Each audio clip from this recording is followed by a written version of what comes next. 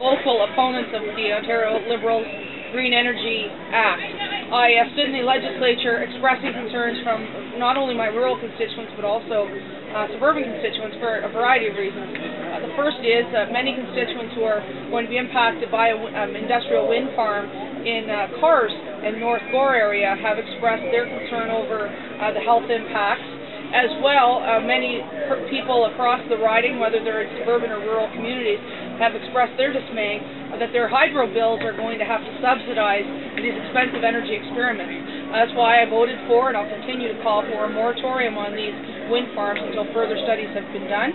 That's why I'll also continue to support restoring locally based decision-making so that my constituents will have a say in whether or not they want one of these solar or wind farms and whether or not our community can afford one of these solar or wind farms.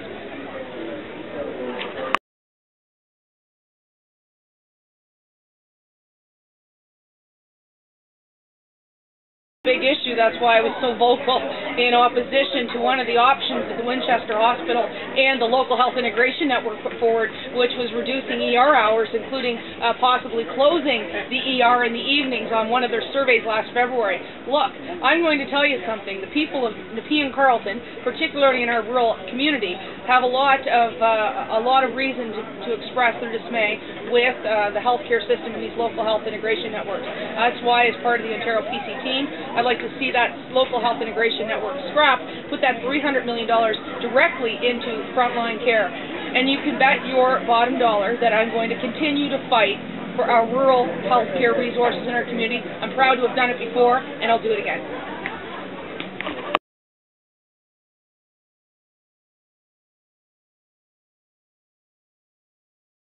Sure, it's a contentious issue. It's one that obviously I look forward to talking more to some of the folks around here.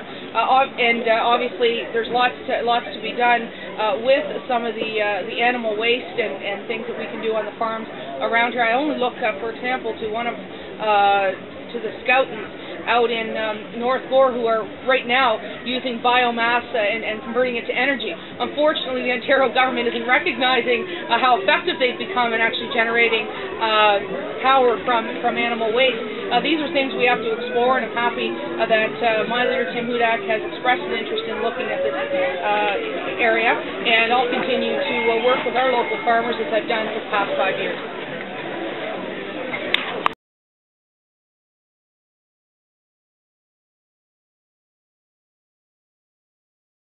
This is an issue that comes up, obviously, as many of my constituents know. I have a real interest in the water quality at Linwood Trailer Park, the mobile home park. I've worked with Councillor Thompson, unfortunately, in that issue. That is private land, and the landowner doesn't seem to want to come to the table with some solutions. At the end of the day, we live in the nation's capital of one of the richest countries in the world. And in some areas of our community, we have third world water quality. I brought this up in the legislature, and I'm going to continue to do that. And I want to make sure that my constituents know that if they have any further concerns about this, I'm happy to take their issues and concerns directly to the floor of the legislature, as I've done in the past 5 years.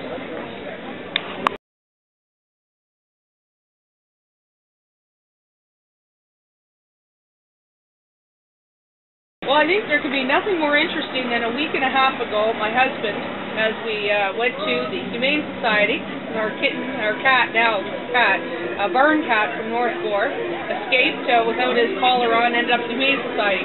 And as we were getting Putty Mac, our cat, out of the Humane Society from his lockup, my husband found a devastated woman who couldn't care for her blind puppy anymore, and we adopted this little puppy on the spot.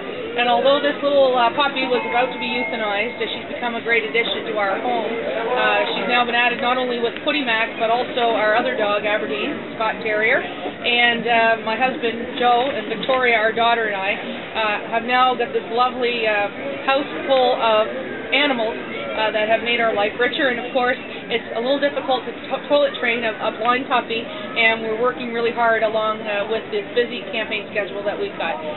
So anyway, we love our animals, we love the Metcalf Fair, and I want to say thank you to my constituents of Nepean-Carleton for taking me who I am, and that's a mom first, and and a community member, and someone who totally respects the rural way of life that you live, and I admire that. Thank you very much.